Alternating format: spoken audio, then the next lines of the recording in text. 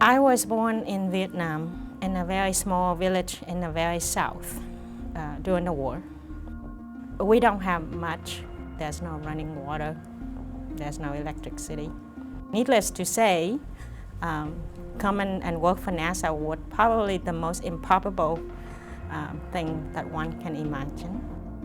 My name is Huy Tran. I'm an aerospace engineer and I work at NASA. The school in Vietnam is more a privilege rather than, a given. So I worked in the rice field during the summertime, and my mom and dad allowed me to go to school when there's school time. I had two choices. I either not study and stay home and be a farmer, or go to school and do well, and maybe one day I can go to university. That was my motivation to study math and science and do well in school. The country was taken over by the communists, so then that kind of put a hold on everything. In 1980, there's a whole bunch of boat people. I was part of the boat people. We left after 4 years under the communist regime. My dad decided that it's not going to work, so he built a little boat and we left. 4 days, 5 nights. So we landed in some island in Indonesia. 3 months later, the UN found a whole bunch of us there, so they established it as a refugee camp. When I got to Sunnyvale, California, I had 1 more year of high school. I would be the first one in the family have a high school diploma.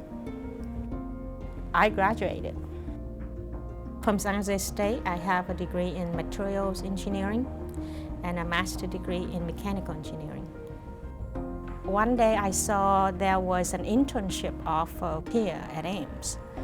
And so for me, that's perfect because I wanted to work for NASA and it actually get paid, which I can help my family to feed my younger brother and sister. So it's the perfect of both worlds. At that time, I think I was really scared. I worked before, but I didn't work in this kind of environment. So to me, everybody work here are so smart.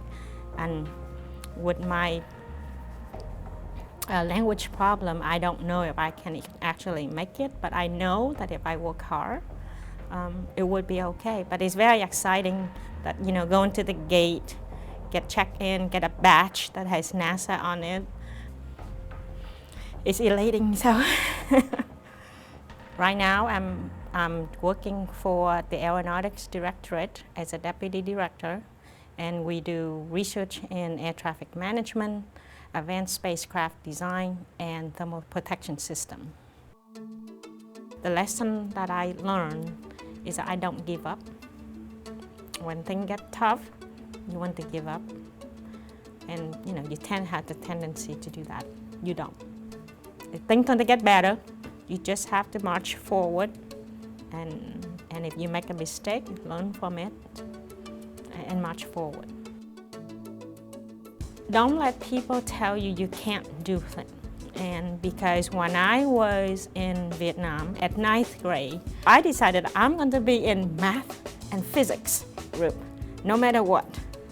The boys always tell me, why are you here? Who's going to date you? And I said, too bad, if you don't date me, that's your loss. So I would say to young girls that don't let, your teenager desire to, look cool to a guy to stop you from doing engineering or science or math. Because after all, actually, at the end of the day, they will respect you more if you do it.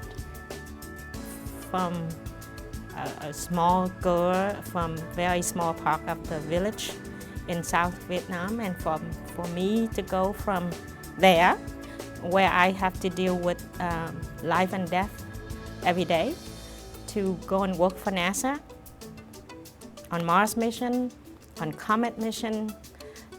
It's a dream come true.